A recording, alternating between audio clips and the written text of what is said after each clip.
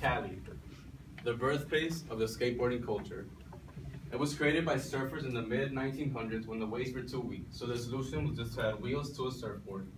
We've all witnessed skaters getting injured, watched a crazy scene in a movie, or perhaps heard of someone getting hurt while skating in the news. When I was 14 years old, I remember I wanted to become a skater, and all I wanted to do was practice to get better. Once I got confident in myself, I went to my local skate park and thought I was able to drop in on the ramp. Turns out I wasn't, and I ended up actually breaking my arm.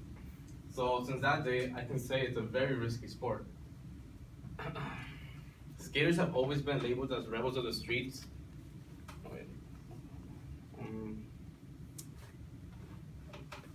For you guys to understand how dangerous the sport can really be, we must first take a look at an actual accident that occurred in history and what we could do to avoid it.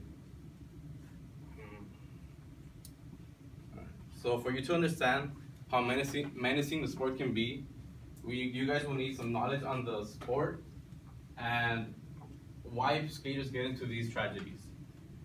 Skater Magazine and the Evolution of Skateboarding, March 3rd, 2013 states that surfers in California were the first to create a surfboard that had wheels on to be used on the pavement.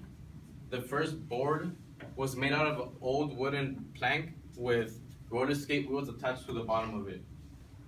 In the 1950s is when skateboarding came up, but in the 60s it really became popular because companies like Jax or Hobbies came up and started to embrace the sport. Later on, when skateboarding started to evolve a little more over the years, more companies started to bring out the sport and create skateboards that could handle more insane tricks.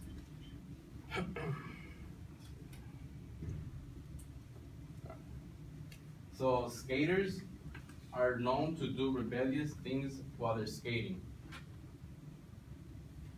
And the sport is all about competition, and you have no teammates. It's all on you. So if you want to stand out from the rest, you have to try to be the best.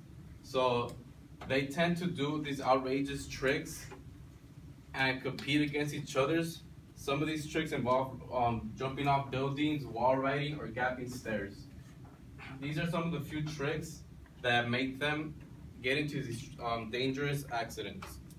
Now that we talked about some background information on the skateboarding culture and why they get into these accidents, let's move on to our next topic, which is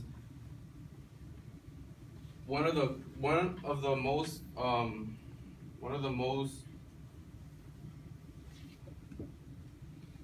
few tragedies in the skating culture that occurred in history. Okay. Los Angeles Times and Jake Brown's epic fall, Never Forgotten, talks about a skater named Brown that attempted to do an Ollie 720 in 2013 X Games, but didn't turn out the way he wanted it to be. He landed on the ramp and his head ended up being in the back of his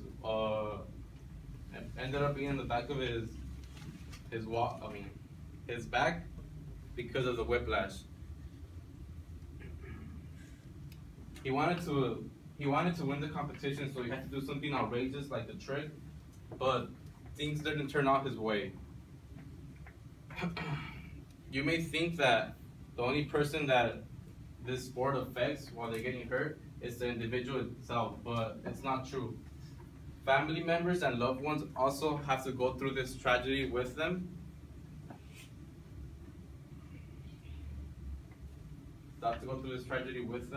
And it can be very depressing for the family members to see one of their family members on the verge of dying or very injured.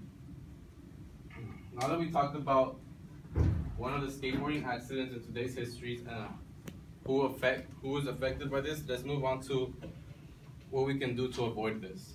Skating could be a thrilling sport, but if you don't have the right protection or technique, it could end really bad for the person. In 2013, Ortho Info wrote in Skateboarding Safety that there is an estimated of 78,000 hospital visits relating to skating.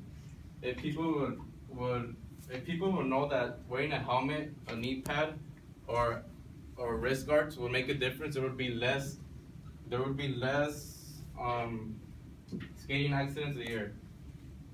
The environment also plays an important role in today's skating community because they tend to use their surroundings to make lines or do tricks. So skaters tend to use sketchy environments because they see more thrill out of it.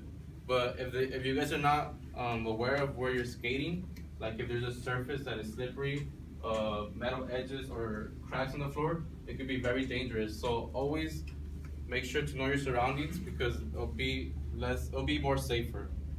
So not to conclude, not to wrap things up, I went over the skating accident, and now that we went over the skating accident, you will have a better understanding of how dangerous the sport can really be.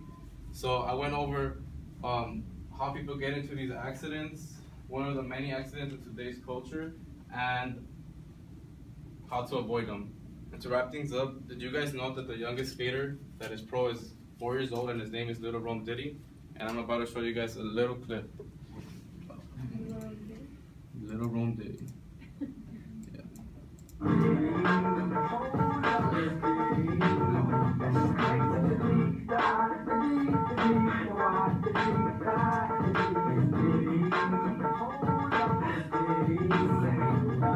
I came in the door, I said it before. I never let the ladies hypnotize me no more. But back to the manuscript, cause I don't think you can handle this.